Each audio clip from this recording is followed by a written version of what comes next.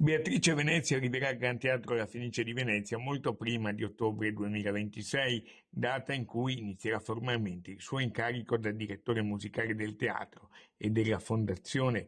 L'intenzione del sovrintendente Nicolò Corabianchi è chiara, è quella di organizzare il prossimo anno, già dai primi mesi, dei momenti di incontro con tutto il personale, ovviamente gli orchestrali che dovrà dirigere in prima battuta e anche degli spettacoli in cui la direttrice in pectore possa dirigere e farsi apprezzare dall'orchestra e da tutto il pubblico del teatro e dai veneziani. È questo il piano segreto del sovrintendente, che non solo conferma la nomina della maestra Venezzi, ma anzi la rafforza ulteriormente. Un Corabianchi assolutamente sereno e determinato, quello che incontriamo nella Basilica Cattedrale di San Marco prima del concerto di Natale, nonostante il clima teso di queste settimane.